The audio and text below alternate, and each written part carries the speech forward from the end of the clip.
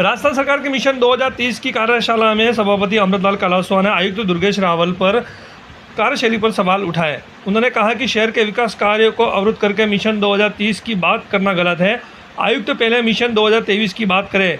उन्होंने आयुक्त पर लोगों को जनहित कार्य रोकने और असहयोग की भावना से कार्य करने का आरोप लगाया है।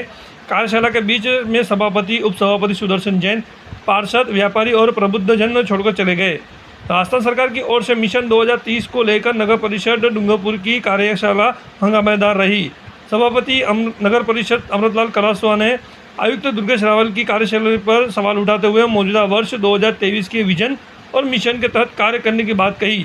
सभापति कलासवा ने कहा कि राज्य सरकार लोगों के हित के लिए कार्य करना चाहती है। आयुक्त दुर्गेश रावल सरकार और आमजन के विरुद्ध कार्य कर रहे हैं।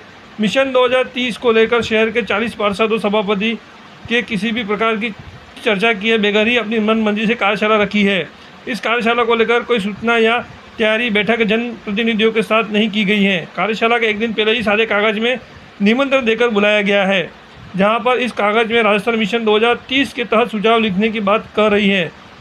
सभापति अमृतलाल कलासवा ने कहा कि आयुक्त दुर्गेश रावल ने जब से काम काज संभाला है कोई विकास कार्य नहीं किए हैं। 6 से 7 हज़ार तनख्वाह पाने वाले सफाई कर्मचारी को भुगतान समय पर नहीं हो रहा है। ठेकेदारों को बिलों का भुगतान 1 साल से रोक रखा है। शहर में सफाई व्यवस्था बदहाल अवस्था में है। रात के समय रोड लाइट की व्यवस्था चरमरा गई है, जिसमें नई LED लाइट के टेंडर होने के बावजूद अभी तक सप्लाई लेना शुरू नहीं किया है। नगर परिषद की एकमात्र आय का साधन का जरिया प्लॉट की नीलामी है, वो भी बंद कर दिया गया है। नगर परिषद में आयुक्त द्वारा विजन 2030 को लेकर कुछ पत्र छपा करके विभिन्न प्रकार की संस्थाएं, व्यापारिक संगठन, बुद्धिजीवी लोगों को बांटे और उसमें पीछे फॉर्मेट था जिसके अंदर आप क्या विजन रखते हो 2030 के लिए, इस प्रकार का था। एज ए चेयरमैन मुझे भी वो पत्र भेजा, लेकिन इससे पहले क्या कार्रवाई की जा रही है, क्या होना है, अपने संस्थाओं में क्या करना है, इसके बारे में कोई अता पता नहीं था।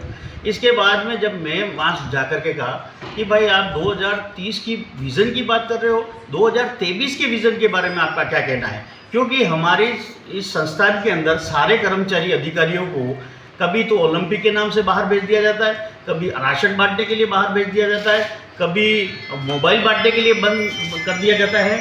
और इस प्रकार के कामों में लिप्त होने के बाद में हमारे जब हमारा डायरेक्ट पब्लिक डीलिंग है, यहाँ के लोग आ करके परेशान हो गए अपने कामों के लिए, लेकिन आयुक्त इसकी तरफ ध्यान न दे करके सारे कर्मचारी अधिकारियों को ले जा करके ग्राउंड में, कभी ऑडिटोरियम में, कभी इस कामों में लगा रहता है। और हमारी चुनी हुई सरकार न तो सभापति को पता, न उपसभापति को पता, न किसी पार्षद को पता, अपनी मर्जी से सारे काम कर रहा है। इसका लेकर के हमने विरोध किया।